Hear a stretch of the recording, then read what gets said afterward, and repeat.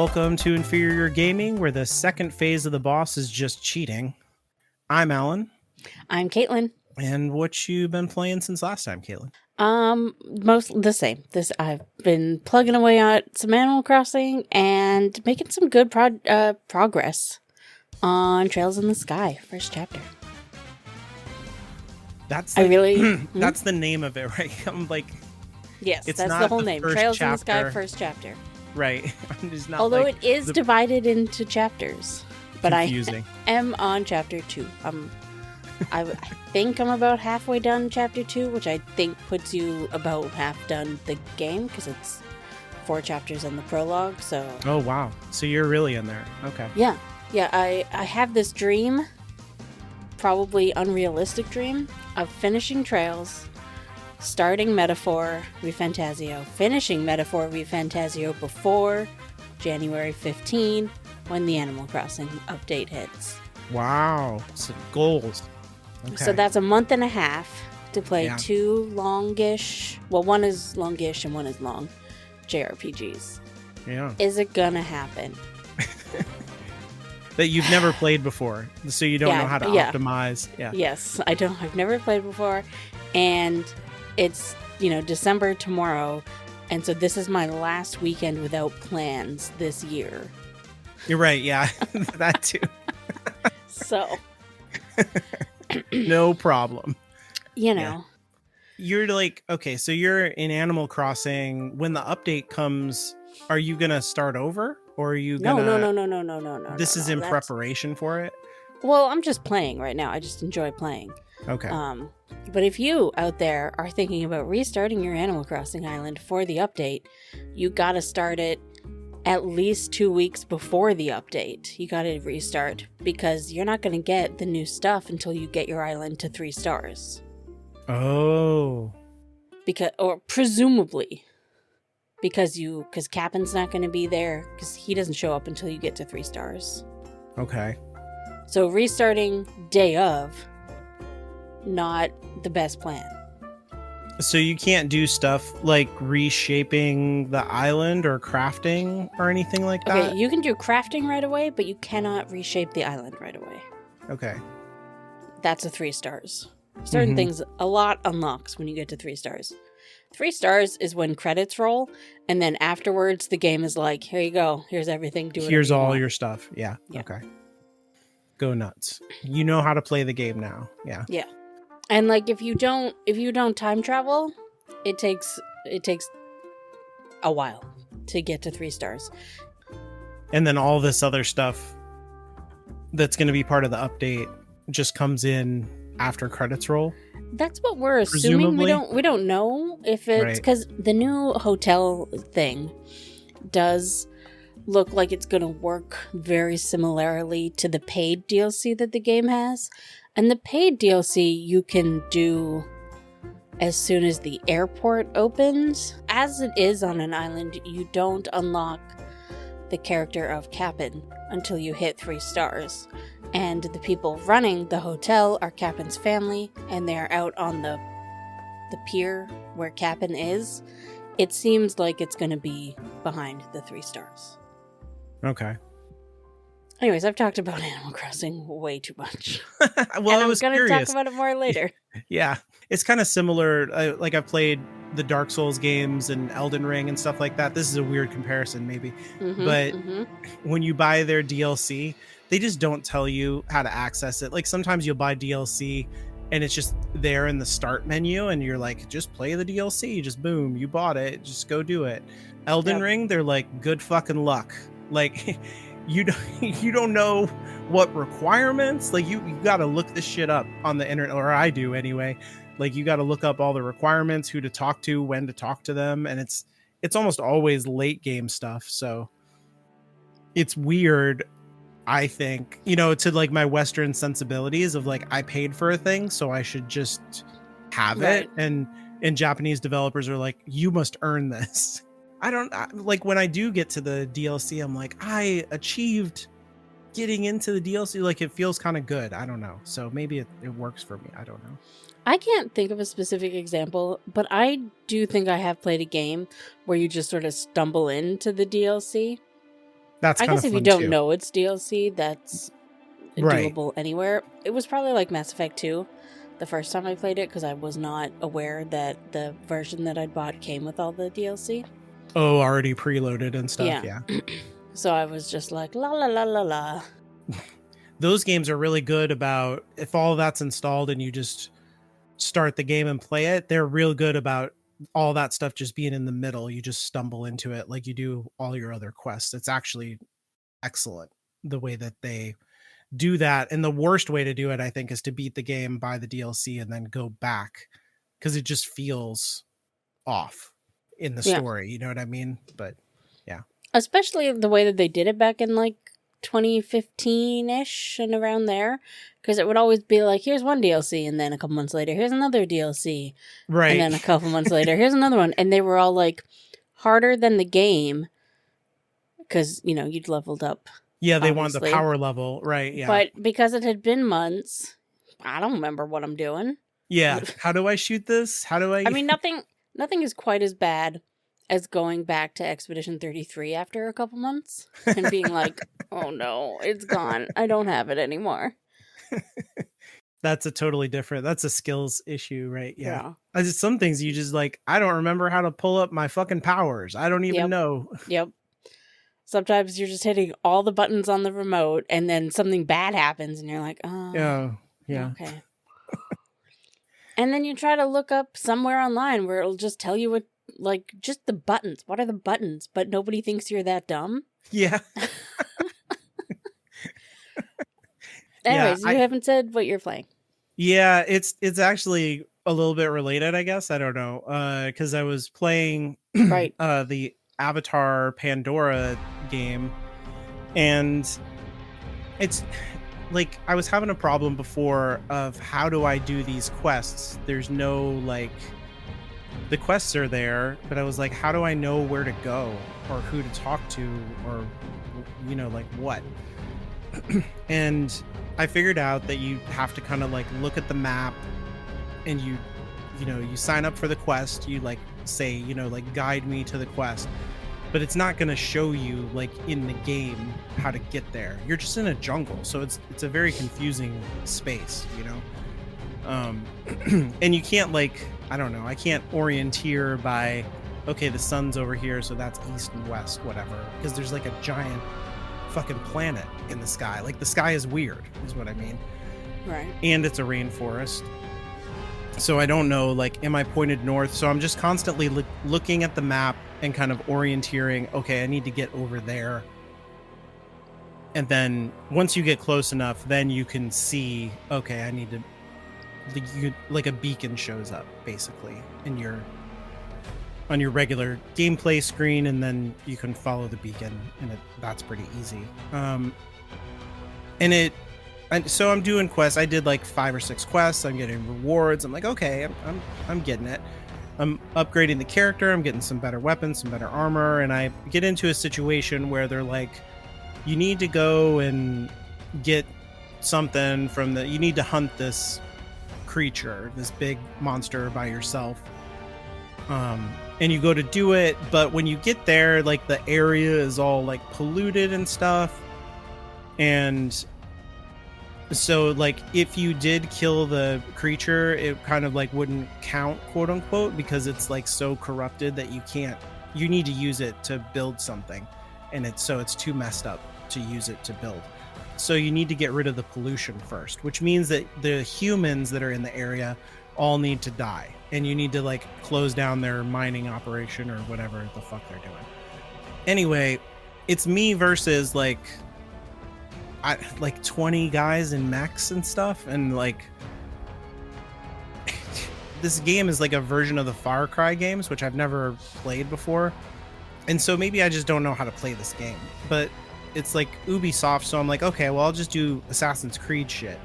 So I'll get up high somewhere and like watch guard patterns, create a distraction, stealth kill some people, and it kind of works for a minute until I start to actually shut down the base the way that you're supposed to, and then immediately everything goes on alert, and just everybody on the map knows exactly where I am. And it's like, and there's no hiding. I can't like like in Assassin's Creed, you can kind of run away and hide, and people are like, I guess they're gone. And then they like calm down and you can get back to business. And that's not the case here. They're like, even though nobody saw you, they're like, they're in that hole over there, and like fucking just everybody piles on you. So I don't know how to play this game, and it's very frustrating. I just keep dying. I need to like watch some videos or something and figure it out. So I just don't know how to play the game is what I'm saying, which kind of reminded me of what we were just talking about. So I put it down and I was like, what if I played a JRPG, which I do know how to play JRPGs. It's in my DNA. It actually says JRPG in my DNA. So I had bought Persona 5 Royal because you talked about it in that one episode and it sounded cool. I have lots of time, which I don't. The opposite. Yeah. I'll try this out and got pretty hooked. It's a lot of fun. It's good. It's so good. I love it.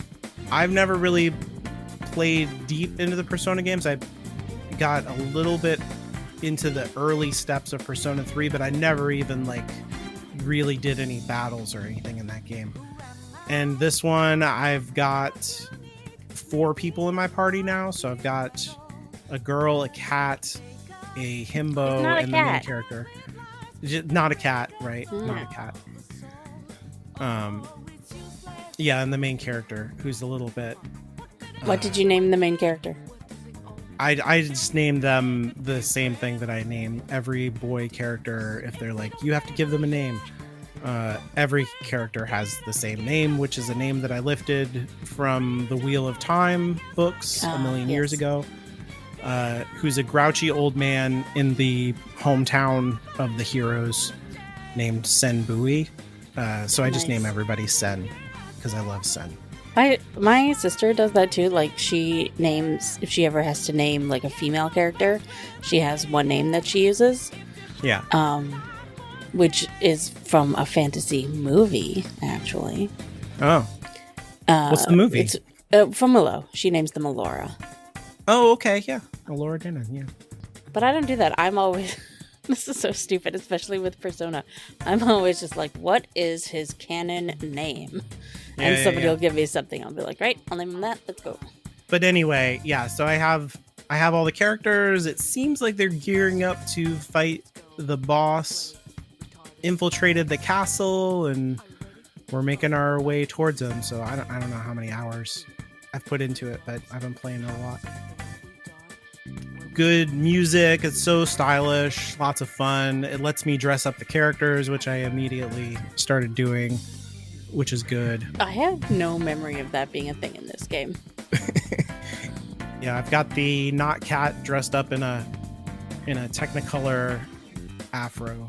Good old Morgana. It's like, I'm not a cat. You're like always a fucking cat. In the real world, in the whatever, the demon world, always a cat. There's a really good joke later that I think you'll appreciate with Morgana. That says nothing, but I think the humor has been good, but also the drama, like it does a really good job of balancing and it is. It's just a great story.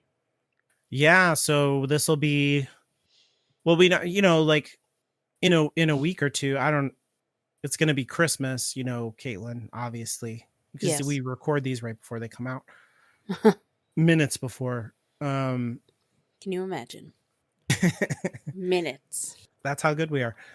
People do that. It's wild. Yeah.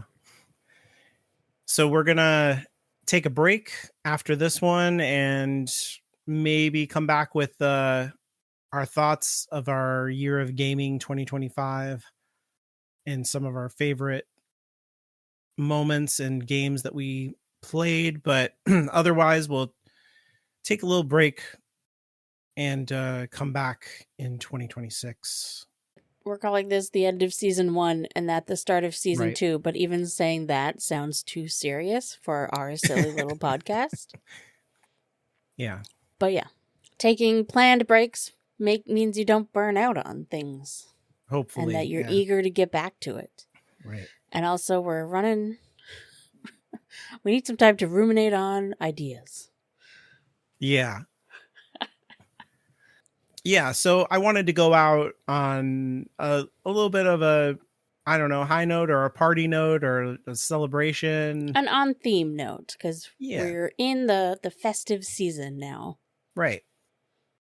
So hopefully, uh, even if you're not part of a religion that worships the darkness of winter, you're able to gather with friends and worship the light in your home around a tree and sacrifice a goose or something if that's what you do and have a party. And they do that in video games too. So I wanted to talk about some of my favorite parties and festivals and stuff like that in video games. And we each have one least favorite also. Oh yeah, there's bad ones. I don't Yeah. know if you know that. Sometimes video games are bad. My least favorite, people who play the same games as me will have seen coming a mile away. Because everybody agrees it was the worst. And everybody will disagree with me about mine that it was the best thing Yeah, they ever did in that everybody game. loves it, including Yeah. me. Yeah. So, and you're funny. all wrong. Well, depending on what you're going to say, I think I know what you're going to say, and I do in a way agree, but also whatever. Yeah. I did want to be a little bit nerdy because this informs my, I guess, the way that my approach and what I appreciate in the festival and the carnival of video games and things like that, the celebration, and talk about a literary idea or like a literary theory idea of the, it's called the carnivalesque. So if you've ever, like, if you're an English major type person and you've done your first year of English majoring, they really like hammer this into your brain. So this is not news. It's not like a deep theory or anything like that. There's this Russian theorist named Mikhail Bakhtin. I think that's how you say his name.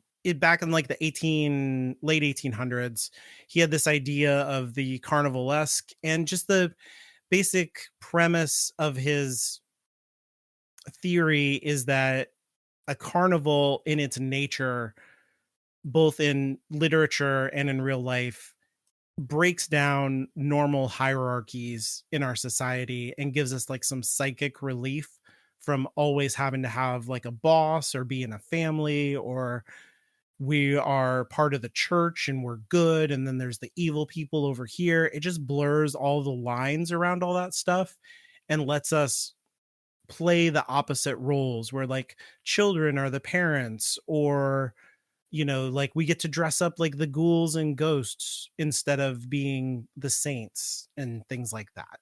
So I think that all that's pretty obvious. And the places in video games that I like this are that disturb the normal hierarchy of play and roles in the games in like interesting ways in that within the confines of this theory. So like you're the hero character, but all of a sudden now you're like playing as an enemy character in some sense.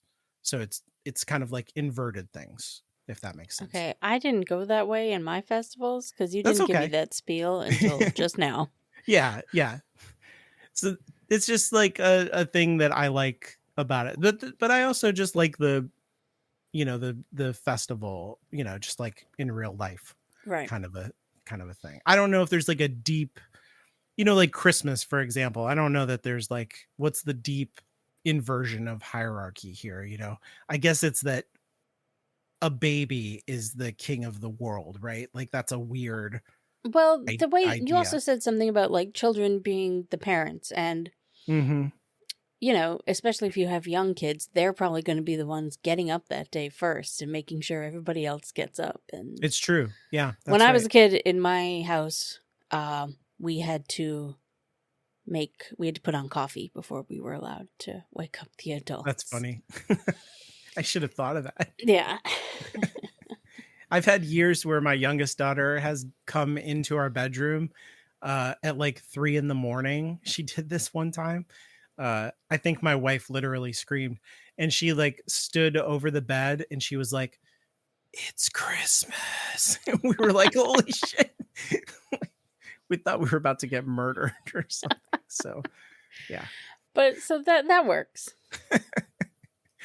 Yeah. So the first thing around this that I thought of was the massively multiplayer online role-playing game Final Fantasy 11. I don't know about massively. Well, this is the MMORPG, right? No, I know. I was making a joke about how well it sold. Yeah, I think you're right. It's the only MMO that I've ever played because I just don't have time to play these.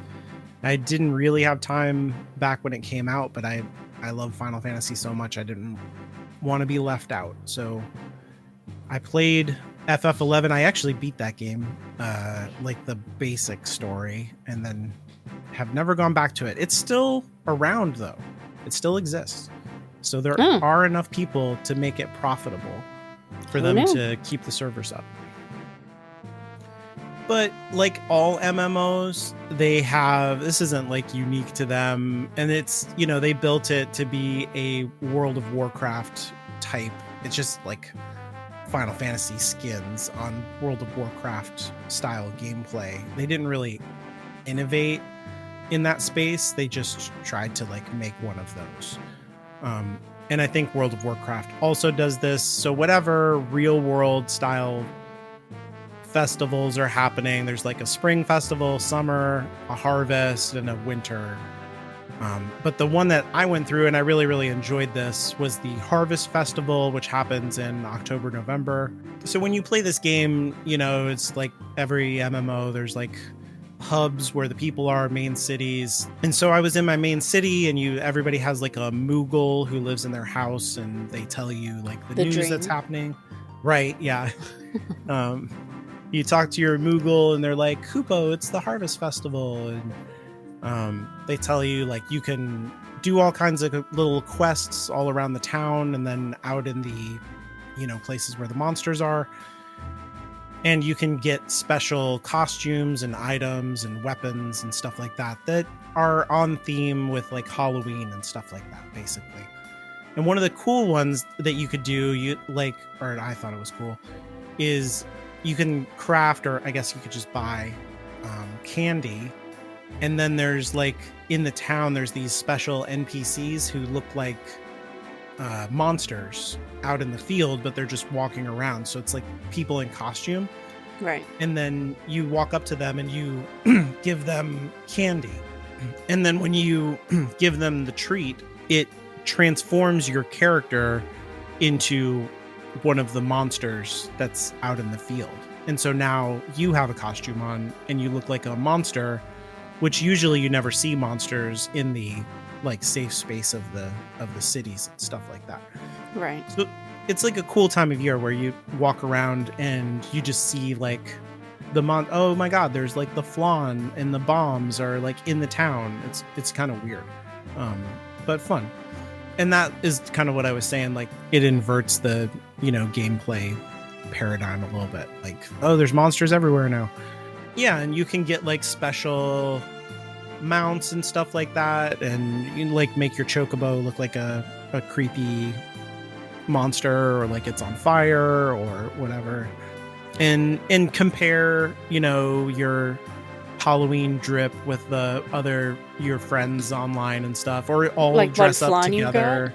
Yeah, well, no, like you can go do the quests and get like special armor that's like Halloween armor. That makes sense. That makes sense. A helmet that looks like a jack-o'-lantern or whatever, and everybody could dress up, like the same in your group if you want, or like have a theme or whatever. And then you get to keep this stuff in your inventory, and it just gives you a little bit more dress-up options permanently, and also to be like, I was there for the 2007 Harvest Festival, because next year is going to be a different, helmet. Yeah. I got it.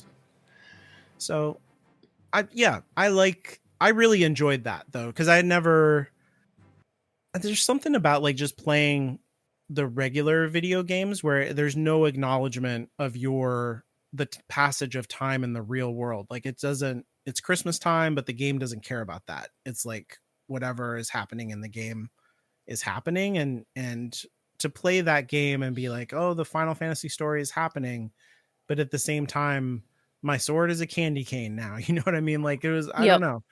There's just something about that was Yeah, that fun. is fun. Yeah. And it's making me realize something, because I'm because a lot of what you described is extremely similar to the Animal Crossing Spooky Day Festival. So that's funny. Which I went back and forth on. I don't know why. I told myself I could only choose. Like, I couldn't just talk about 3 different games Spooky Day Festival. You know what I mean? Right. So, as you will see in our notes, I did write down Coral Island Spooky Festival, but now I kind of want to talk about the Animal Crossing one, because the Animal Crossing one is very good. Okay. And I have another Coral Island Festival that I want to talk about. So we're going to go with Animal Crossing Spooky Day, which is extremely similar in a lot of ways. At the beginning of October, you get a letter in your mailbox from Jack, who's this dude in a purple robe with a jack-o'-lantern head. Oh, and he's nice. like, Spooky Day is coming. And now I don't actually remember what else is in the letter. But after that, you can find Spooky Day crafting recipes. So there's like a nice iron fence that has a little pumpkin outline in it. There's a thing of hay with some jack-o'-lanterns on it. And a lot of them, if you turn them around, they just look like pumpkins instead of jack-o'-lanterns. So you can use them in either way, you know? Which I appreciate. There's like a spooky tree. There's the spooky carriage. There's a spooky archway. And for a game that's mostly about outdoor decorating, it's good stuff. You can do some fun things with it. And then on Halloween, the weather is always kind of foggy, and you know, they nice. make it on theme, you know. Right.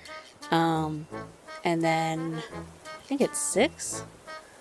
You can Spooky Day starts, and and all month you can buy 1 piece of candy a day from your shop on the island. Or if you go to a friend's island, you can buy 1 piece of candy from their shop also. So then once nighttime falls, you can go out into your island, and they've got very specific music playing, and all your villagers will be around like making faces at each other and either acting scared or like trying to scare each other, and they're all dressed up, which is hilarious. Like, I swear at one point one of my bear villagers was wearing bear ears, so he had 4 ears. That's great. And there's other stuff like that. Like, it's they always look cute and ridiculous.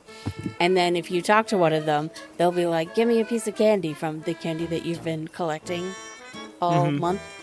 And you can give them a piece of candy and they'll give you something in return, or you can say no and they will like paint you green and put like scars on your face and stuff.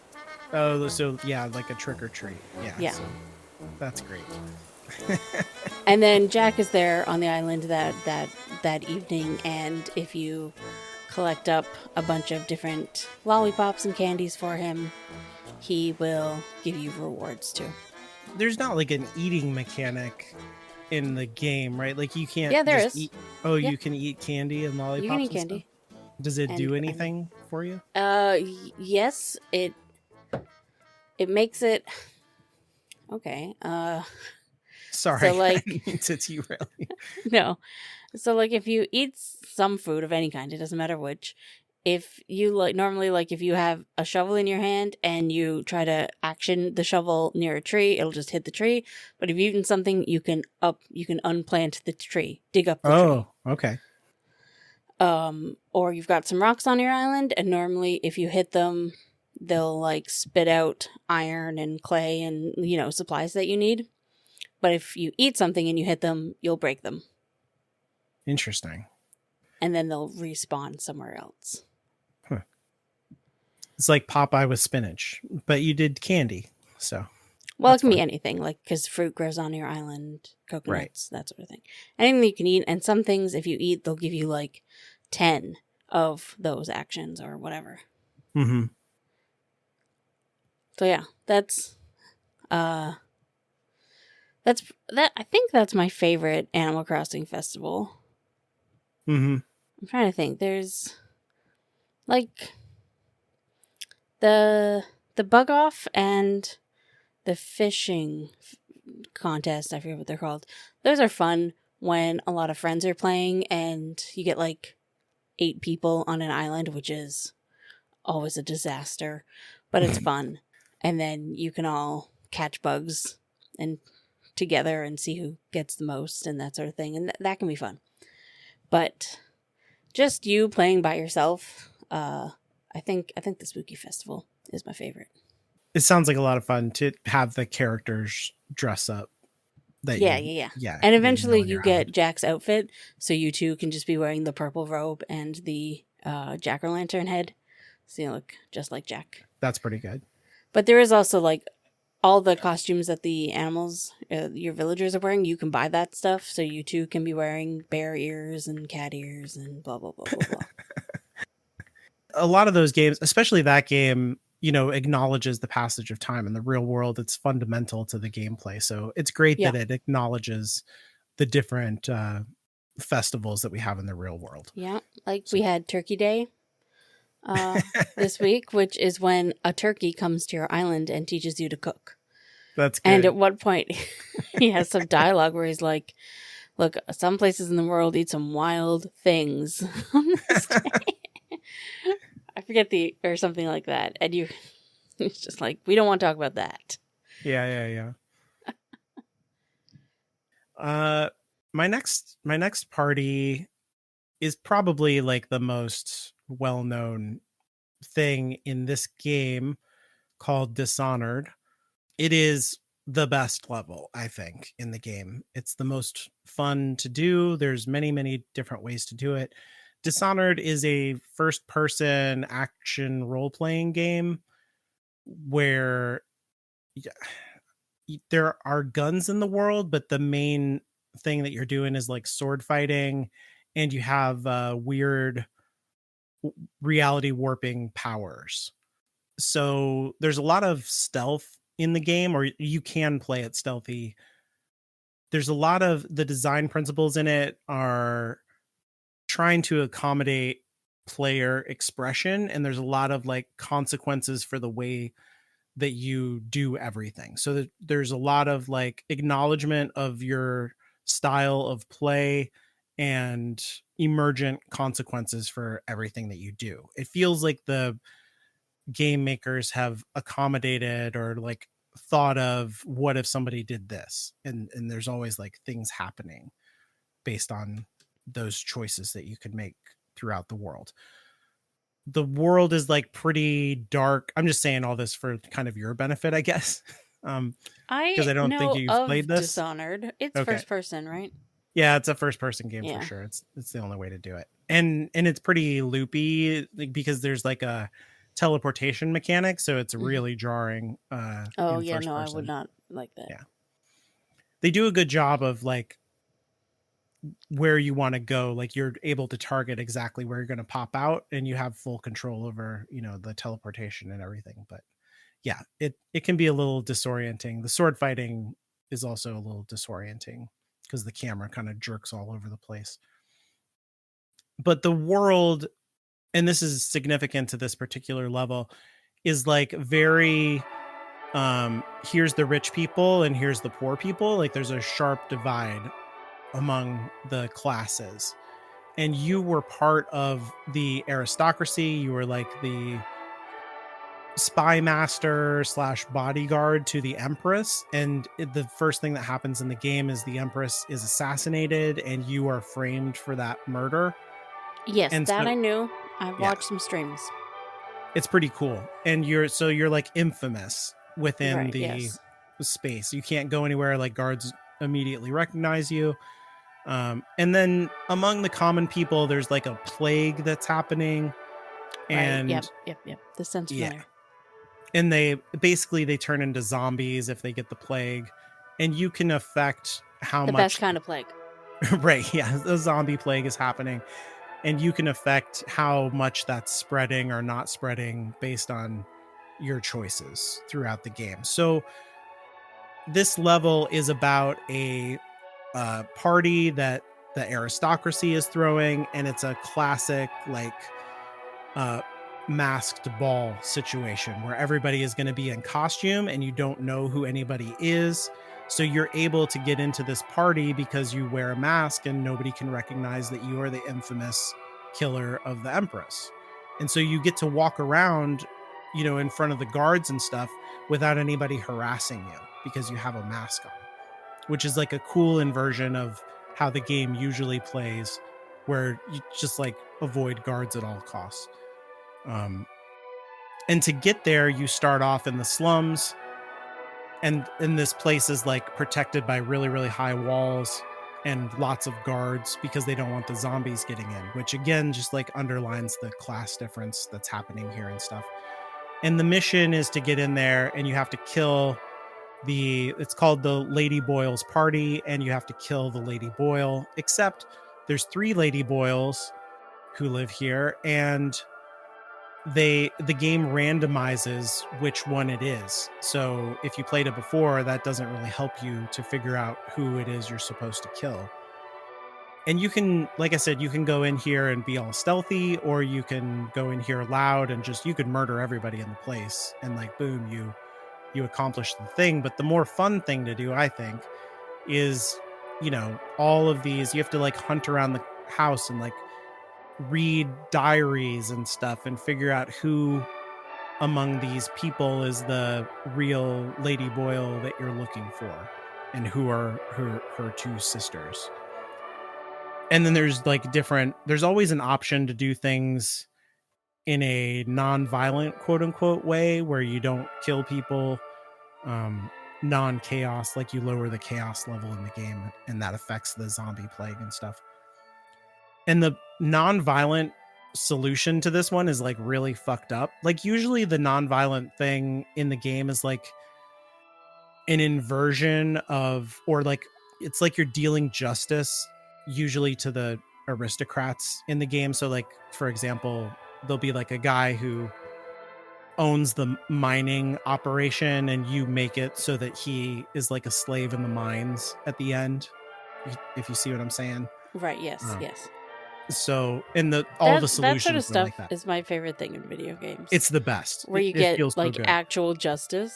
Yes. That's one of the reasons I love Persona 5 so much, because having the bad guys, come out afterwards and say, hey, I did all these things wrong, you should arrest me. I'm a bad guy. It feels so good. Right. I agree. And the game does a great job of delivering that. Yeah. I think, except in this case, it's really weird. So you can there's a guy who's like obsessed with the Lady Boyle in like a stalkerish way, and is like, she's always rebuffed my wooing of her, or whatever stupid shit he's saying.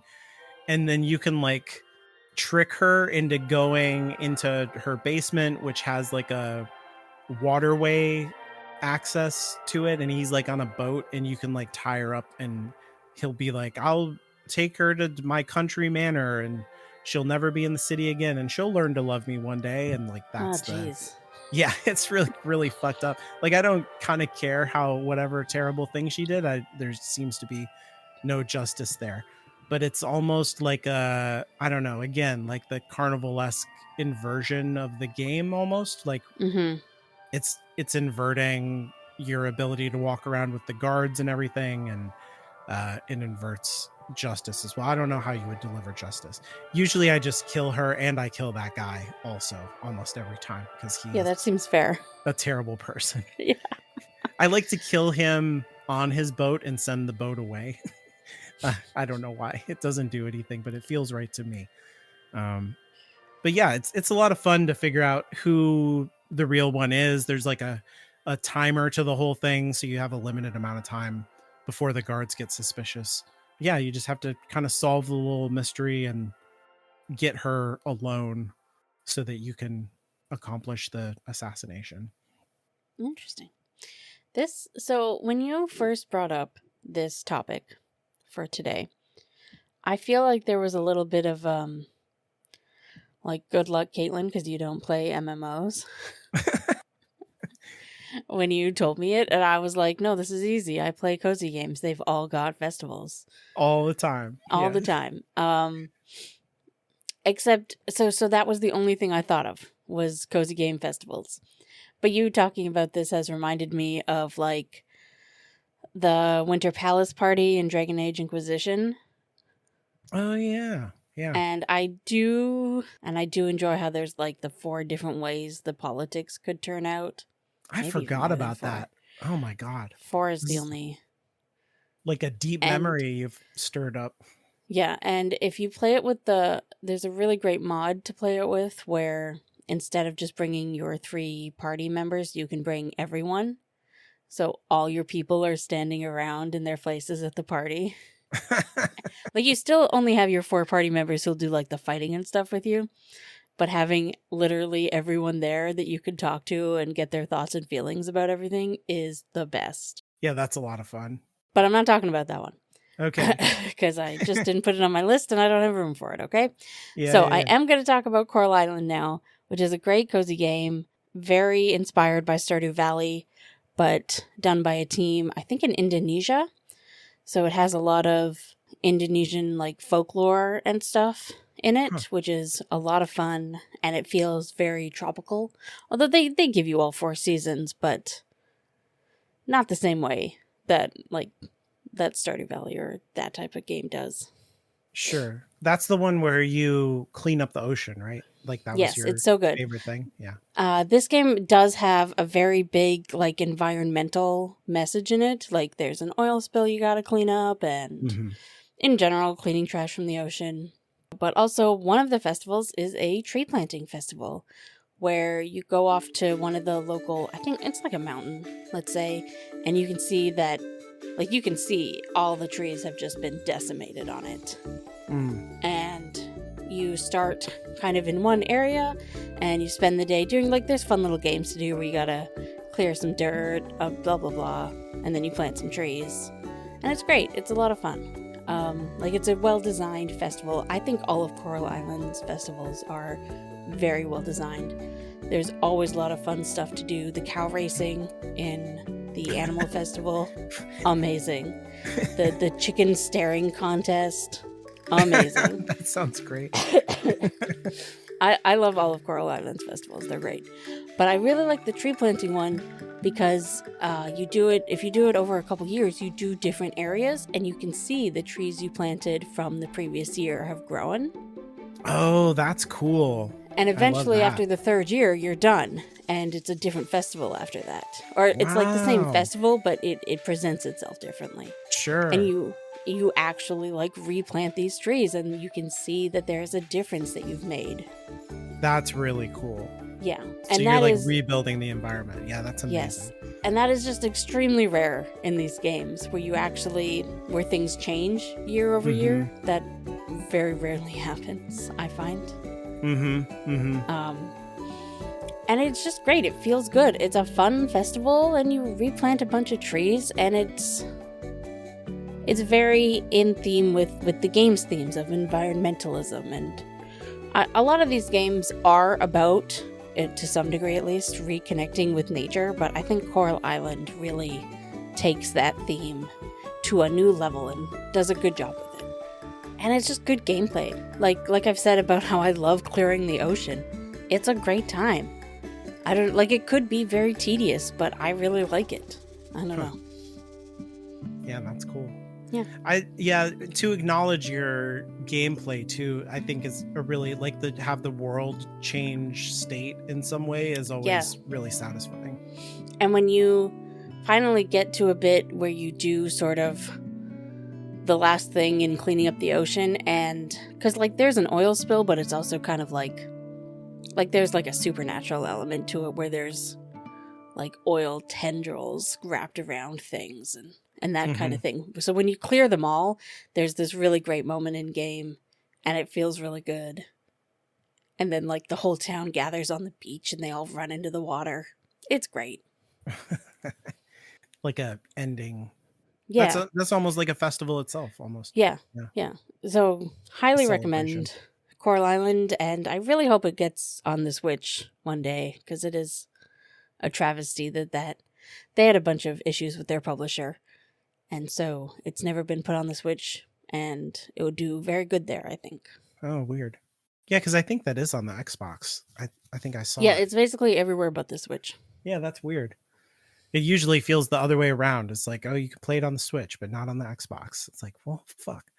I think to get back to what you were saying earlier, though, like I played Final Fantasy 11, the MMO, when it came out. And I mean, a big part of the reason why I stopped playing was because I had gotten married and we moved across the country and we're having our first kid and all of that stuff. Like my life just changed and got more busy, but it's not like I stopped playing video games. I could have kept playing the game, but I felt like when I beat the Dark Lord, like in the final dungeon or whatever, not that that game stops at that point, but it is like they kind of tell you when you start the game, they're like, oh, the animals in the world all went crazy all of the sudden, and it's the Dark Lord is like, and that's why the the low level monsters outside of the town are trying to kill villagers and whatever, and you're an adventurer going out there fighting against the whatever the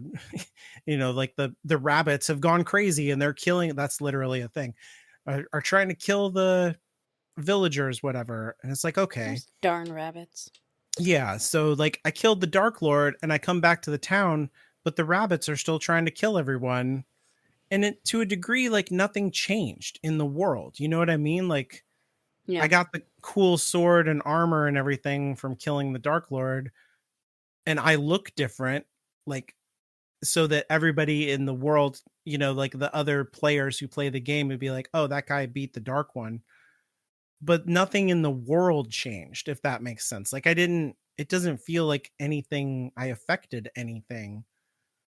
And it was, that made it less fun to play, I guess is what I'm saying. And so for this game to like acknowledge, like you helped to build a forest, you cleaned the ocean, and everybody is like, wow, we can go back in the ocean now. That Yeah. really feels good in a game. Like that It does, is a yes. thing that I want. One of the reasons I really love Coral Island, I think they just do a really great job. It's really like, I know now I'm just like shilling for this game here, but it is really like somebody saw Stardew Valley and was like, we can turn that up to 11. That's cool. Nobody can beat Stardew Valley at Stardew Valley, if that makes Sure. any sense, right? Yeah. I don't even think that's what they were trying to do. They definitely took it in their own direction. I just really love it, is what I'm saying. Yeah, that's great. My next one is the very beginning of Chrono Trigger, which anybody who's played that game knows is like the Millennial Fair. I think this is almost like a tropey way to start a video game, even at the time that this came out, is to start your game at like a kind of party or celebration. There's literally like a fake fight you can do in this that teaches you the fighting mechanics of the game and stuff like that. And that's Right, yes. pretty like standard for these kind of games to start off with, like a fake scenario that's quote unquote safe for the characters. And that is kind of what the Millennial Fair is, except I think the cool thing about it, so you wake up in the morning because you can hear the kind of fireworks going off. And that's how the game starts. Chrono is in bed and you hear like the pop, pop, pop, pop of the fireworks going off in the fairgrounds just outside of town. And then you go in there and everybody is like, oh, it's the Millennial Fair. We're celebrating 1,000 years of the kingdom. So you're immediately introduced to the idea of time, and that the kingdom has been here for 1,000 years is very significant because this is a time travel game. And there's immediately kind of that inversion of hierarchy thing going on, because while they talk about the king and the royal family and the princess and all that stuff, people are like, Oh, the princess has disappeared from the castle again. She's such a weirdo tomboy. She doesn't fit in anywhere. And you immediately like run into a girl who is the princess. Yep. And you like, but nobody knows that it's the princess. So it's this, this other trope of like the festival is happening and the royalty mixes with the commoners and nobody can recognize who is royal and who is common.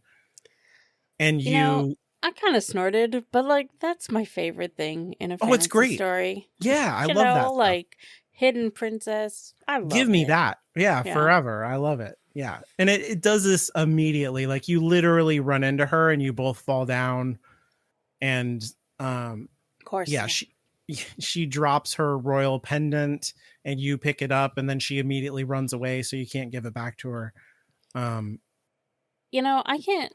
I can't name a game where that exact thing has happened, but also it feels like every game. Like where you bump into someone, they drop something, you pick it up, and it's like, well, that'll be You're resolved later. I now you have guess. a goal. Yeah. Yeah. Yeah, and I think that is really what they were going for in Chrono Trigger. They wanted to have a lot of familiar elements right up front. There's like, Chrono is a silent protagonist. They're just taking like a lot of tropes to be like, okay, you feel familiar, but we're going to tweak all this stuff in a weird way where it's familiar, but now it's different. The other thing about the festival too is that there are like all these different things going on all over the place, and each one of them is actually like secretly the different eras that you're going to visit throughout the game. So like the fake fight that I mentioned is against this your best friend in the game is like an inventor girl. And she makes like lots of steampunk stuff. She looks very steampunk in her design. And so she developed this giant clockwork robot and you fight it, which represents you're going to go far into the future at some point and the world is like full of robots. There's a drinking contest, but you're drinking soup, quote unquote. But they like everybody looks like cavemen at this drinking contest, which you're going to go into prehistoric times and you're going to have to do a drinking contest there. And so you're just like kind of like the whole place is a melange of every era that you're going to visit in the game to come. So it's like I can't think of the name now, but like at the beginning of a movie in the like old an movies. An overture. Yeah, exactly. But the gameplay wise. Yeah. The other cool thing about this is that you have all of these little scenarios that play out throughout the thing. So like the most famous one probably is there's a little girl who's crying because she's lost her cat and she's like, where's my cat, where's my cat? And you can go to a different part of the festival and there's a cat like who's jumped up and is eating the fish, and the fishmonger is like, get out of here, stupid cat. And you can lure the cat away and lead it back to the little girl and reunite them, or you can choose not to do that if you're a monster. And all of these little scenarios, there's a bunch of stuff like this. Like there's a guy who's like, where's my sandwich, where did it go? And you can give him back a sandwich or you can eat it. Was it also lured away by fish? He says somebody, like, I think he's just forgetful. He's like an old man and he's like, I don't know where I put it down. And you could just eat the sandwich or something like that. Later in the game, you get put on trial for kidnapping the princess, which you did not do. But someone wants to make it seem like you did. And you can call character witnesses. And if you did all this stuff, like the little girl will come up and be like, he's the nicest man ever. But if you didn't do it, she's like, she just doesn't show up as a character witness. And so it can affect the outcome of whether you get convicted of the crime or not, which is fun because what it's doing is like teaching you that these little choices that don't seem like they matter are really important because you're going to be time traveling. So you can change the outcome of history in different ways based on the choices that you make. Sometimes I hear people talking about this game and I just can't believe I've never played it. But then I look at the character design and I'm like, God, everyone's so ugly. It is very Akira Toriyama. You I hate his can't get away style. from that. I Yeah. hate it. It's At the why I've time when never it came out, played it a was like, Dragon wow. Quest game. It's why I've never played this. Yeah. I just hate his style. Yeah.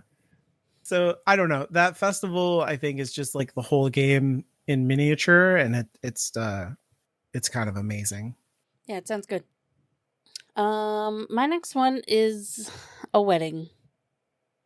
Because Interesting. almost all like farm sim, cozy game like that, you can romance someone and choose to marry them.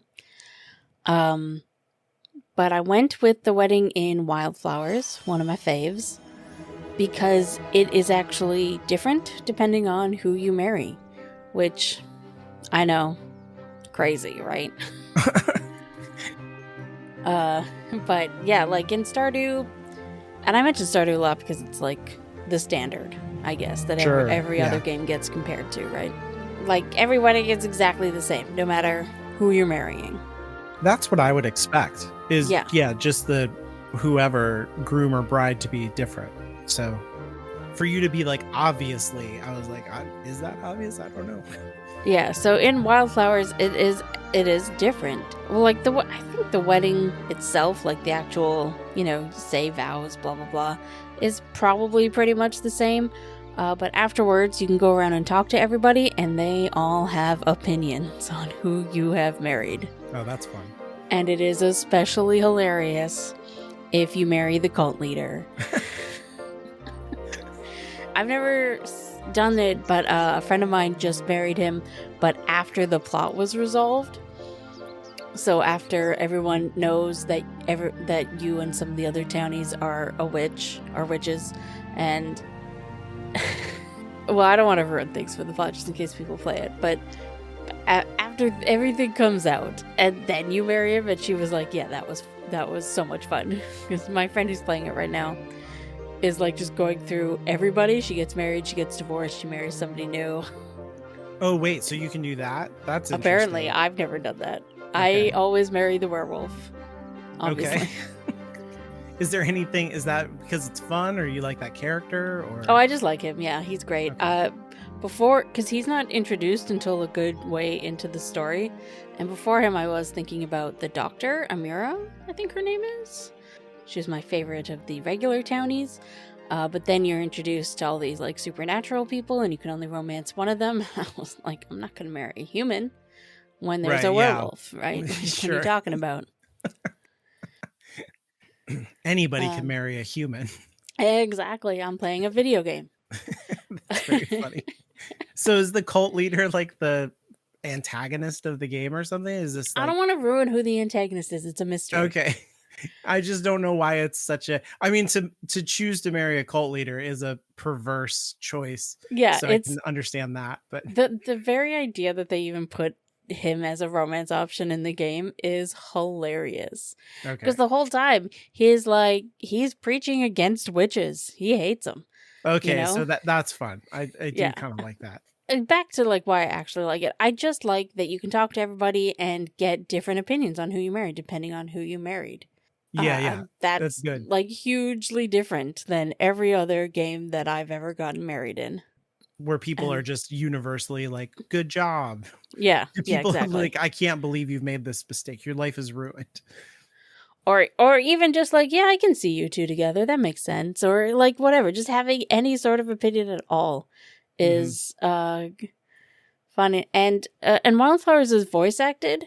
So they would have had to record all the lines and not just write them. So it's like the opposite of laziness, Yeah. And I appreciate that in a video game, especially these like indie games that I like. Yeah, I think that's more of what we were saying is really good. Like Coral Island, it acknowledges your choice. Yes. The state of the world has changed. Yeah. Are you going to have to buy kibble for your werewolf now? Like somebody who doesn't like the werewolf or whatever gives you shit for marrying the werewolf? So I've never married him after people know that he's the werewolf. So I don't actually that. is an interesting choice after like the regular humans know that he's a werewolf. Yeah. That is an interesting idea. I should do that one time. This is one of the reasons I'm very interested in the prequel that they're making, which I hope comes out next year. You play as the main character from Wildflower's great aunt, I think. Okay. Maybe great aunt, I forget. So it's back in time, like, I don't know, let's say 100 years. But because of the events in Wildflowers, you know who the aunt was in love with and who she kind of got with. Oh. But I think, so what it's going to happen, I believe you're playing as her and you can get other people together. And presumably there's options, right? You know, you don't have, I don't know. This is completely speculation. Yeah, they haven't given us very little about what's going to be happening in this game other than witchy stuff at an inn. I like that idea more of being a matchmaker than romancing. Yeah, that's a little bit more fun, I think, because then you can have multiple relationships kind of coming together, if that makes sense. I don't know. I feel like in romancing, you just have to like, this is my choice this time around, and that's it. Yeah. But if it does go that way, which is what I'm hoping, and I hope we get to see it happen, like see them play out, see if we made good choices. More consequences, right? Like, so that's just the kind of thing that we're talking about. Yeah. Yeah, but wedding as a party is like, that's a really cool choice. Yes. Oh yeah, and you get to like walk around and have some wedding cake, and I think you get to like you turn up in like the first time you get married anyways, if you're doing what my friend did with all the divorces. Like the game puts you in a wedding dress and then you just have that in your wardrobe now. You can be in your wedding dress if you want. Interesting. That's fun. Yeah. I do like in Stardew Weddings, if you're playing multiplayer, and I do like that you can marry one of the other players. You don't have to marry a townie. Mm-hmm. I think that's kind of fun. And it'll like, it won't just say you're married. It'll give you the same like ceremony that you get in game if you marry one of the townies. I think now that I'm thinking about that, there was definitely people when I played Final Fantasy XI who were getting married in the game to each other, but there was no like acknowledgement of that in the game. But I think now there is in Final Fantasy 14. That's the only Final Fantasy I've never played is 14. Because I just don't have time. I wish that I could play that game because it seems like the one that's made for super fans. Yeah.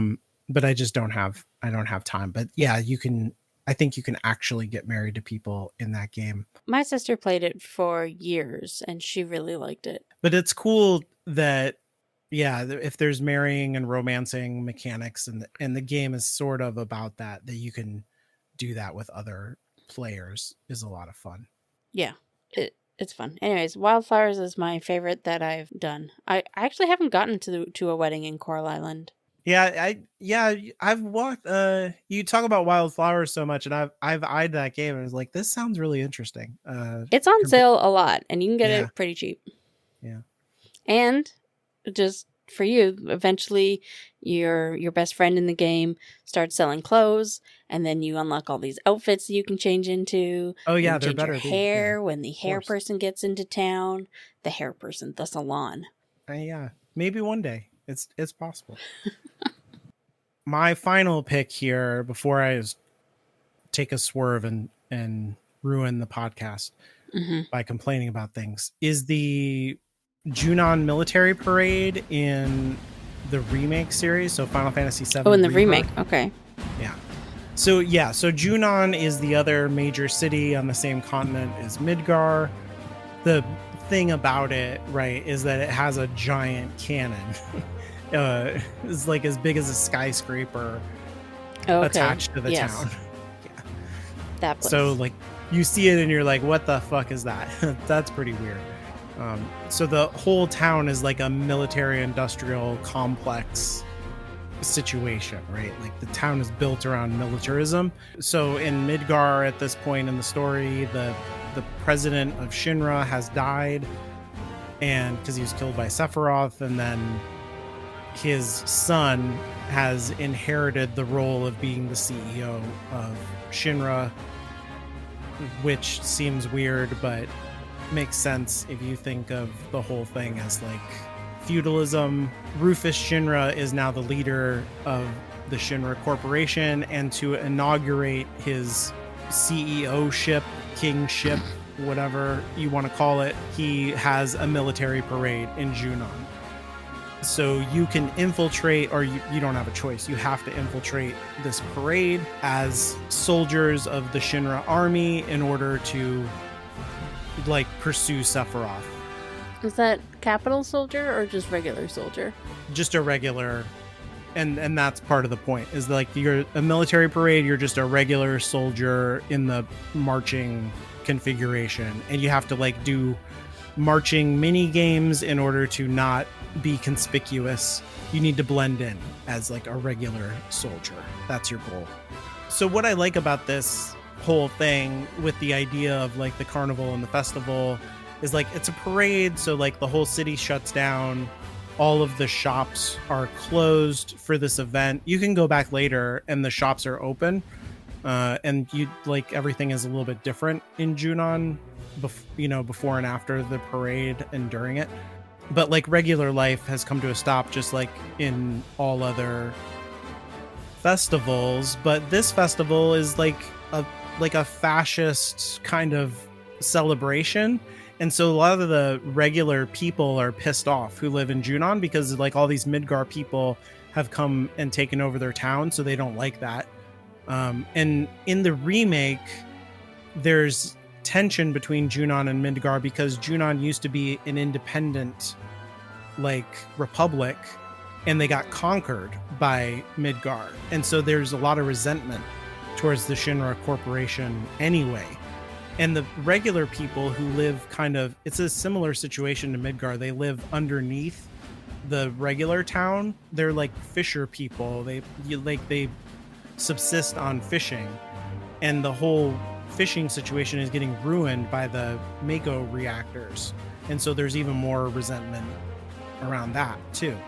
This whole thing is like a big inversion for the regular people of like, we're all Midgar people together, and they're like, the fuck we are, we don't like you people. And then you have to like stop being part of the Avalanche resistance and fit in with the Shinra guards. But Cloud has to be, in the remake, he has to be like a leader of the soldiers, and he's really bad at it, which is kind of like revealing something, that's like underneath the surface of his character. Like, is he really a part of the military, or like, why is he bad at this? He should be really good at it, but he doesn't. But he's not. He's not good at marching. He's not good at following orders and all of this stuff. So there's like a little bit of storytelling there. At the end, there like everything's on camera in both versions of the game, and they're like broadcasting to the people like, here's the parade. And if you make a lot of mistakes, like it's funny, like the newscasters will make fun of you. But if you do everything perfectly, you win like a prize from the president, and he calls you up to the podium and he's like, great job. And you get some bonus items, which is nice. In the remake, no matter what you do, Rufus calls you up to the podium. He's either like, you're a shining example of military excellence, or he's like, you are an embarrassment. Which is kind of fun. And then he turns off the mic and he's like, cut the cameras to commercial. And then he's like, I know that you people are Avalanche, which is a great inversion, because you're like, holy shit, like we're caught. Right. And he's like, I'm cool with it though. Like, actually, to tell you the truth, I created Avalanche because my father was an asshole. And so you people actually work for me, which is like a big reveal. And then you're like, we don't like you. You're like, we came here to stop you. And he's like, actually, I have a job for you, and I want you to go do this. And so suddenly you're working, like you were pretending to work for Shinra. Now you really are working for Shinra, and you have like a weird choice to make. And then at the same time, like right after that reveal happens, it cuts to Yuffie, the ninja, who has been like following the group, but is not part of it. And she has this, she's going to assassinate Rufus. And so you have to like do this whole thing where you like climb up on the scaffolding, and then you have to like take aim, and while he's talking to the members of Avalanche, and then you do that mini game, and she tries to like assassinate the president while you're all standing there. And so the whole celebration of Rufus as the CEO devolves into a panic because now there's an assassin among the group, and so he has to go to ground, and then you have to make a choice. Are you going to do what he asked you, or are you going to, just go after Sephiroth the way that your original goal before? So I don't know. What I like about it is that it just messes with all of your expectations of who you are and your identity, which is like a core theme to Final Fantasy VII anyway, of like, who are you? Are you a Shinra soldier? Are you a rebel? Who is Cloud? Like, that's the main question in the game anyway. And this like kind of plays with it in interesting ways. More so in the remake, I think, than the original game. That does sound interesting. One day I will play this game.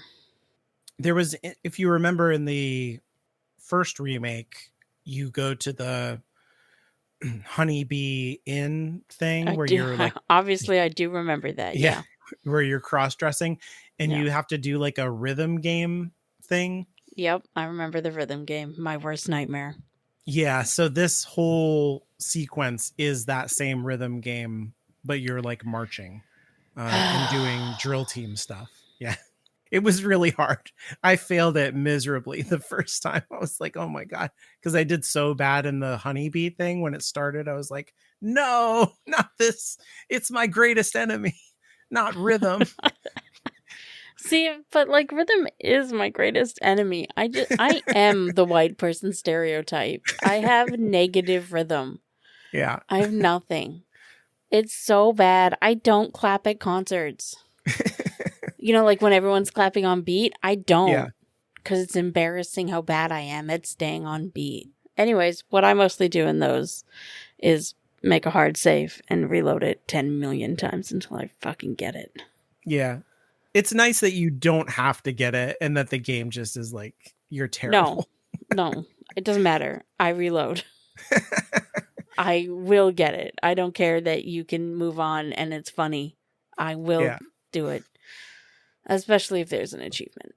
Yeah, I think there is. There is. So my last one, I've brought up Stardew Valley a lot in comparison here and to like shit on Stardew Valley's festivals and marriages and stuff.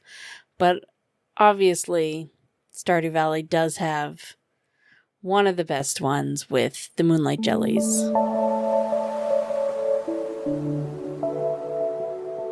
And I paused there so, Alan, you could bring in the best music from the game. Oh, okay. I do believe it is called Dance of the Moonlight Jellies, so you won't miss it. What festival is this? Like the Moonlight Jellies. Is there it's an the analog? End of summer. It's the last day of summer. It's so good. Like, it happens late at night. And in Stardew Valley, like, the days are so short and you pass out and lose money if you're not in bed by, I want to say, 2 a.m. Right. And I think this festival starts on the beach, which is far-ish, from your farm, at midnight. So it feels wrong to just be like, to just be down there at that time of night. But you enter the beach from somewhere else, and somewhere else there's probably like world noises happening, like there's always sounds, it's a very well sound designed game, maybe some music. But when you enter the beach, music stops, sound stops. You can hear yourself walking on the sand and the pier, and you can hear the waves. I don't remember if you can hear the ocean when you walk down to the beach at other times, because it stands out a lot when you enter it for this festival. And everything's quiet, and everyone is just standing around on the pier or on the beach. And if you talk to them all, they'll give you some like facts about the jellies and how they are migrating at this time of year, and how we heard from, that town over there that they just passed them, so we know they're going to be here soon. And it's really great. And then when you want to start like the event, you light a candle and the music comes in, and you all just sort of stand there watching the jellyfish swim by. Oh, that's cool. So they're like in the ocean? They're in the ocean, and you guys are on the dock, and they kind of glow in the water, and they swim by, and you sort of kneel down on the pier. And if you are dating or married, whoever you're with will kneel down next to you. Oh, or you'll be standing next to each other. I don't remember if you're kneeling. That's how it is in my head, but whatever. And they swim on by, and the music is amazing, and the moment is so peaceful, and it feels very end of summer. And then you automatically go back to your, like, the game sends you back to your farm, and then you wake up the next morning and it's fall. Oh, so and it's just the best.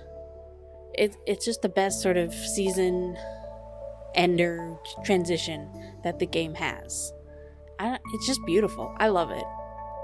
That's very cool. It's also cool, like you said, that if you're out at 2 a.m., then there's like a penalty, kind of. Yeah. But this like negates that, because even though you're far from home, it just automatically sends you back. So you do the festival, and then there's no penalty for being out late. Yeah. And I don't know, once you've played the game a lot, sometimes you just like skip festivals because you can't get anything done at them, and you've been to one, you've been to them all, but I never skip the Moonlight Jellies. I love it so much. And I've been to both of the touring concerts for Stardew Valley, like the one that they did last year, and then the bigger symphony one that they're doing this year. And I remember when we went to the first one, I was like, the only two songs I hope that they do are Abigail's theme and the Moonlight Jellies theme. And they did both, obviously. And then this year when we went, I knew that they were going to mix it up a little bit because they wouldn't give us the exact same show. But they didn't do the Moonlight Jellies during their summer portion. And I was like, oh, I get it, but that's fine. But then they did it as the finale. It was the last song that they did. Oh, cool. Yeah.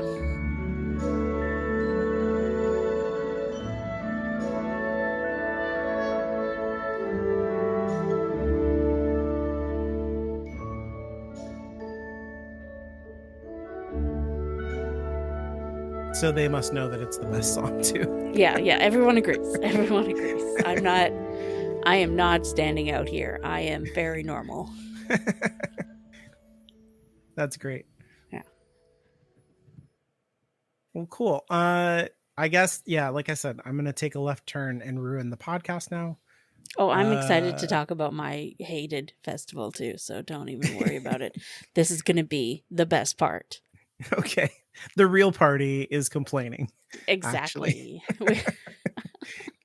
I really, really don't like the Mass Effect 3 party that you can have in the Citadel for a variety of reasons. This is wild to me. Like, the best part of the game, and to be fair, okay, the DLC is the best part of the game, but the plot part of the DLC is the best part of the game. Yeah, no, I do like a lot of the Mass Effect 3 DLC, and I think it does flesh out the base game a lot more, but I don't like this particular party DLC. I played Mass Effect 3 when it first came out, before there was any DLC, and I rushed through it and got to the end, and it was a bumpy, rough ride, and I think there's a lot of things that are not great with 3. I probably like Mass Effect 1 the most, which is a real bizarre take in that fandom. I like 1 better than 2, and that is also a bizarre take. Like, 2 is my least favorite, which is a bizarre take. Yes, so. I think 2 is the most loved in the 100%. 100%, yeah. Yeah. And that might be part of the reason why I put it at the bottom, because I'm contrary that way. Yeah. Which I actually don't like about myself, but it is what it is. It's not just a contrarian take for me. I think that there's a different narrative vision from 1 to 2. I think that 2, you know what 2 feels like to me is like, um I can't even remember the name of the movie now, Caitlin, because I've suppressed it so much, but the final of the newest Star Wars movies, The Rise of Skywalker, is that the name of this movie? Like the third one of the Rey movies. Yes. Yeah. Yes, I understand. The bad one. Yeah, the one that feels like a real slap in the face, right? I feel like that is what Mass Effect 2 is to the narrative of Mass Effect 1, where Okay, I don't feel that strongly because I feel so strongly about that goddamn Star Wars movie. But yeah, okay. well, I just mean in a comparison kind of way, where I feel like Mass Effect 2, so the writing staff changed quite a bit. And I don't want to make this a referendum on Mass Effect, but just to explain where I'm coming from, I feel like Mass Effect 2, the writing staff changed, and I feel like those writers came in and they were like, the problem with Mass Effect 1 is that it wasn't dark enough. It wasn't like gritty enough, and it wasn't sexy enough. And so we quote unquote fixed all these problems where we took out all the hope and all of the there wasn't enough tits and ass. And we really fixed that in part 2. And I would just, things that I don't like in Mass Effect 2 are that there's just no choice but that the universe sucks, and that if you're hopeful or optimistic, you're a dumbass. In the third game, they just, if you played, so what I'm saying is when you go into the third game, they just really roll with that everything is hopeless. Sources of government and authority, all they do is hold you back. It's real libertarian in its outlook on how things work. So the reason that Shepard is like the leader is because he or she is so exceptional in understanding what's really going on. And things like the Citadel Council are only holding you back. They can't ever like really be, and the thing about 3 is that you take over everything, right? And you're like, you're the one who is like getting the galaxy ready for the Reaper threat finally, like, because just everybody is so stupid and incompetent and not as special as you, and doesn't see like the gritty, dark, terrible future. And just, I think just all of that sucks. It's just not, it's not as good as in Mass Effect 1, where your humanity is part of this greater uh flowering of life in the galaxy, and has to find a place to fit in a community, and struggles with that because we've always struggled to build larger communities.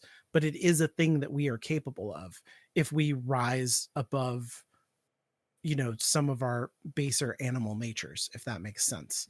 If we rise above fear and have hope, we can build things. And I don't know, 2 and 3 to me feel like hope is dumb.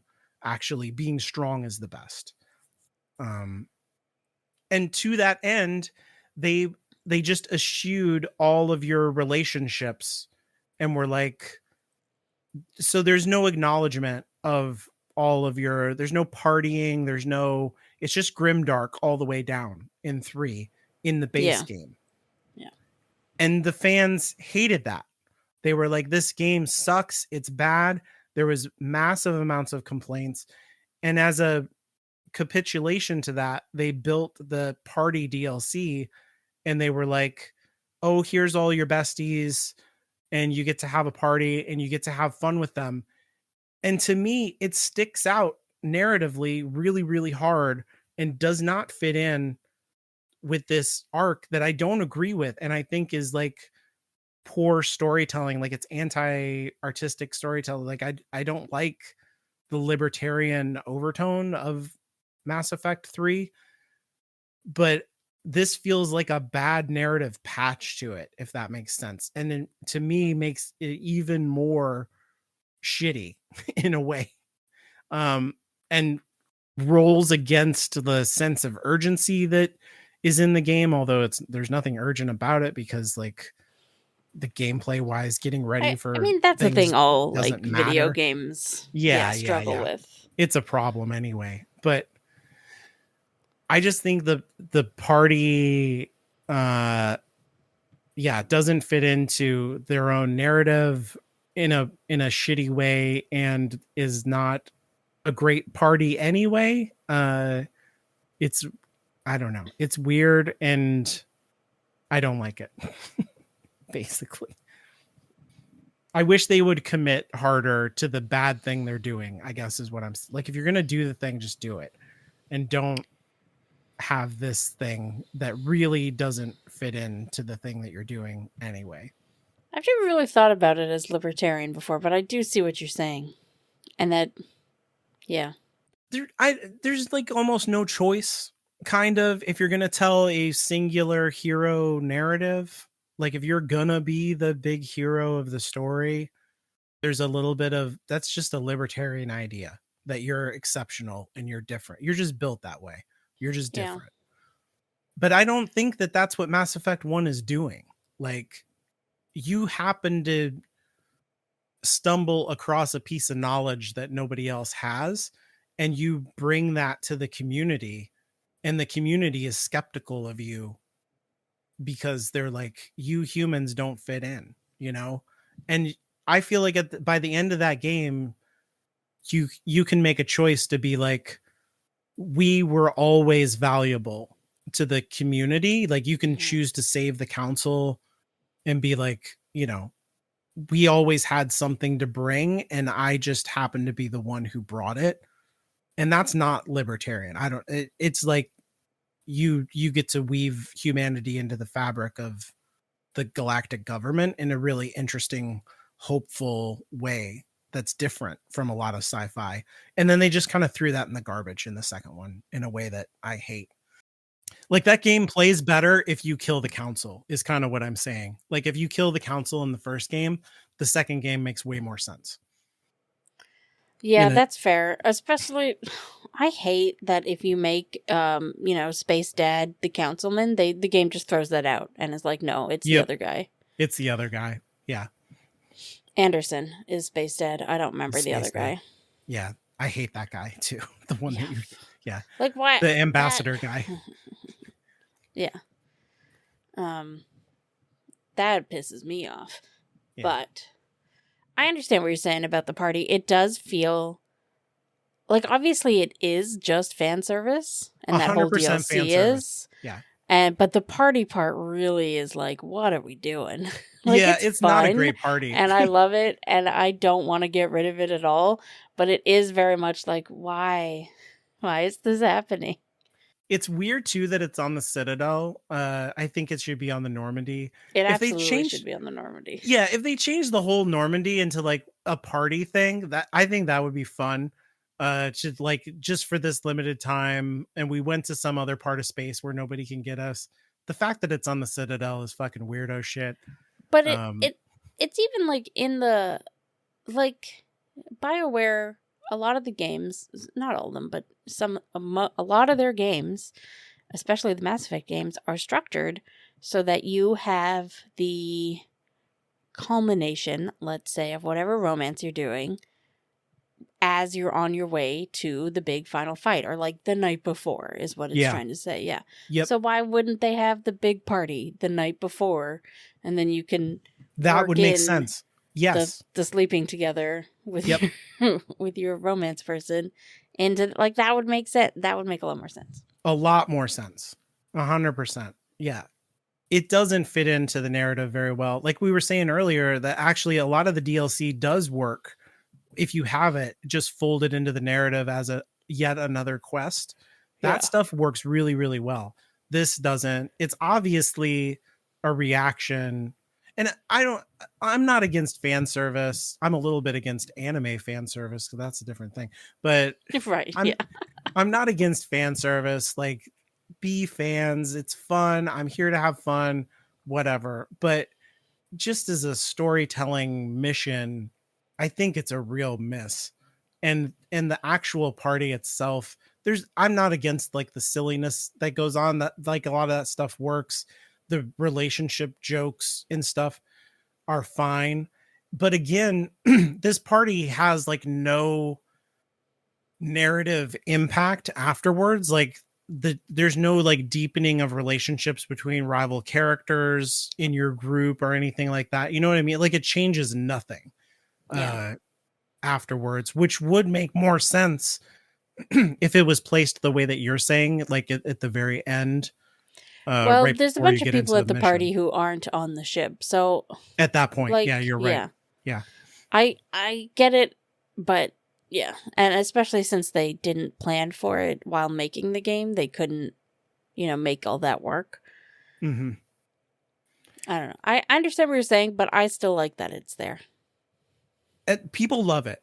And it also, I think it felt like a win for the fandom community. That to makes be sense. like, it was the main complaint was that I just never get to say goodbye to my characters or like have any, it's just grimdark all the way down. And that, I agree, that's bad. But I just don't like, a fan servicey patch did not really address, I think, some of the narrative failures. And to me, it's not even a good, like I talk about the carnivalesque narrative theory ideas of Bakhtin. I don't even think that it does any narrative inversion of what the game is doing anyway. Like for a minute you ignore the Reaper threat, that's fine, but everybody still treats you like the hero shepherd, and you're still the captain of the ship. Arguably, Nothing really changes in that party, I think. the plot before the party is, having to take down the other shepherd. Oh yeah, that's right. I forgot about that. So you are also the bad guy. Yeah, that's true. That's funny. I did forget about that. Yeah, I guess there's just nothing in the party itself that messes with who you are. But they never want to mess with, they don't want to touch your specialness. That's like part of the point. I think that's a very BioWare thing too. Like, you are the special one. Yeah. Like that. And people love that. I love that. So I don't know. I get what you're saying, but it's fine with me. Yeah. Now can we talk about some real evil? The real evil all along. All right. So here's something that you need to understand about Animal Crossing. At the beginning of the game, there's a lot of Tom Nook or the other two, Timmy and Tommy, asking you to bring them supplies, to get supplies together to do this thing. And there are only so many supplies on your island per day, right? You've only got so many trees that you can hit for wood. You've only got so many rocks that you can hit for stone and iron and clay. And that's it. It doesn't, resets the next day. And if you're at the beginning of the game, you probably don't have many Nook miles, and therefore you can't get many tickets. This is wild to say out loud. You can't get many airplane tickets to go to other islands where you can decimate them for supplies. It's capitalism, baby. Yeah. Yeah, you just don't have that many supplies that you can do. Yep. Finite resources. So, when the game first released in March 2020, and like a week or two later, the Egg Festival started. Easter. So the Egg Festival goes for, I think, the first 2 weeks of April. Zipper, the bunny, comes to your island.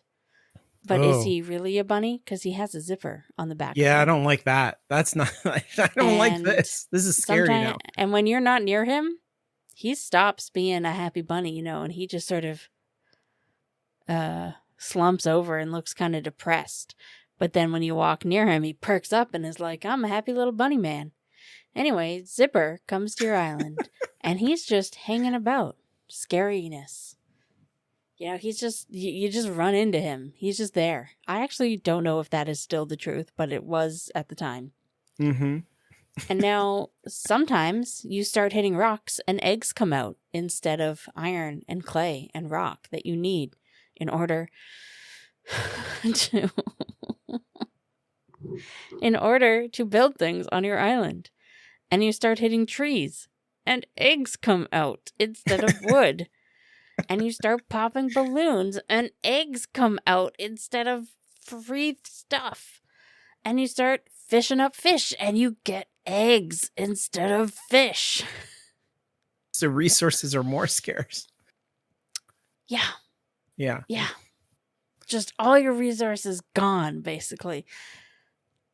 And just eggs. Just eggs everywhere for this stupid bunny and his stupid thing.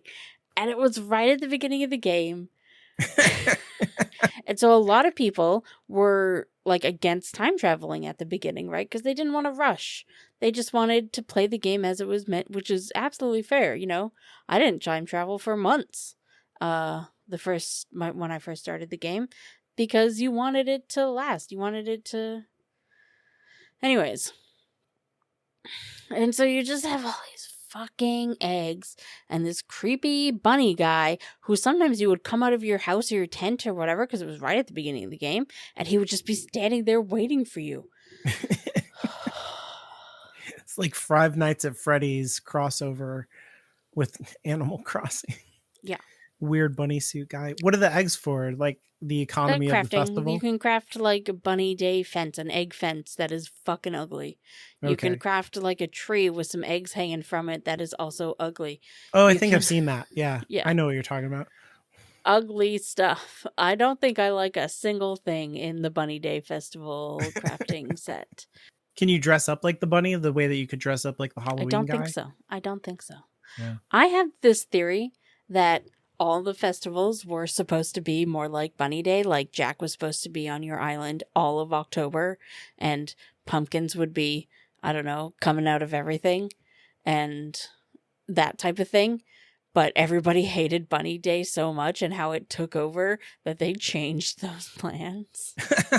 So the Mass Effect 3 had a pivot. Well, because when the game was first released, even if you did like time travel to October or whatever, during that first year, the festivals weren't there yet. You got updates as you got to those times of year. Sure. And then they put the festivals in, or they changed them, or that sort of thing. Some of the festivals might have been there, but I'm pretty sure they weren't because you had to wait for those updates. I do think that they changed how they did them. That's funny. Which is a shame because I would have loved Jack being on my island for a whole month.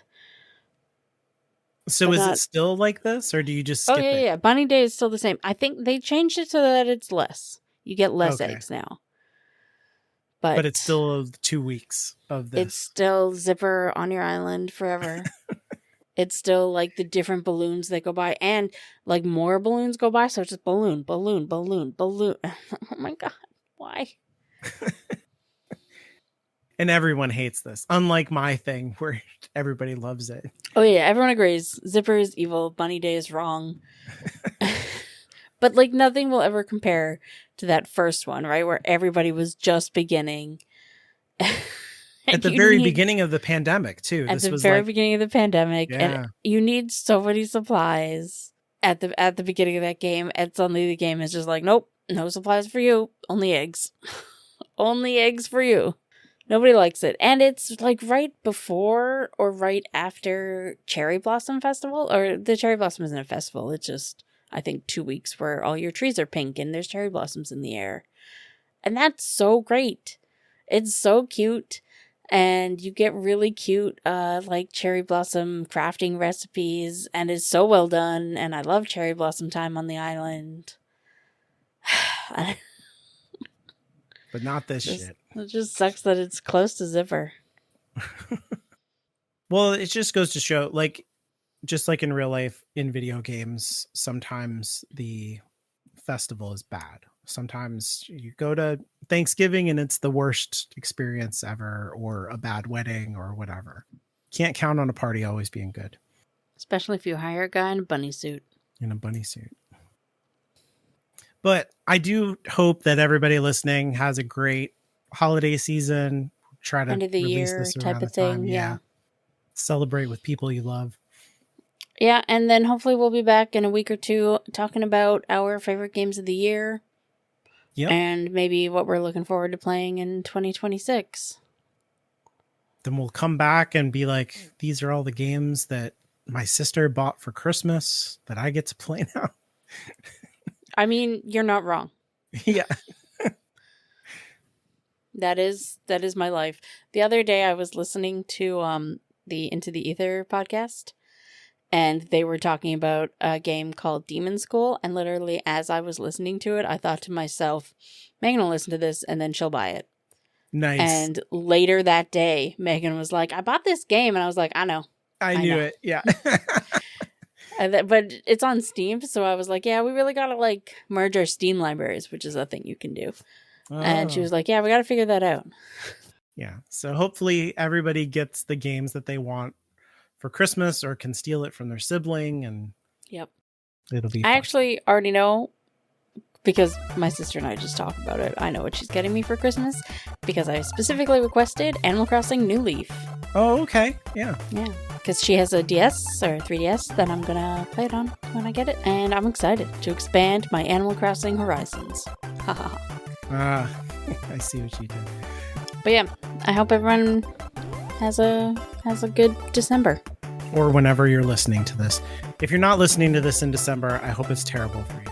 Absolutely. Hope the weather sucks. And that's that. You can follow the show and tell us how bad your non-Decembers are on Blue Sky at Inferior Gaming. And you can follow me personally on Blue Sky at Inferior Caitlin.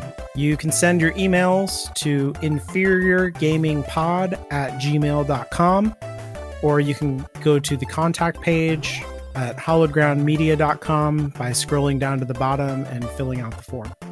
And remember to have your sibling buy all of your video games for you. It's just better that way.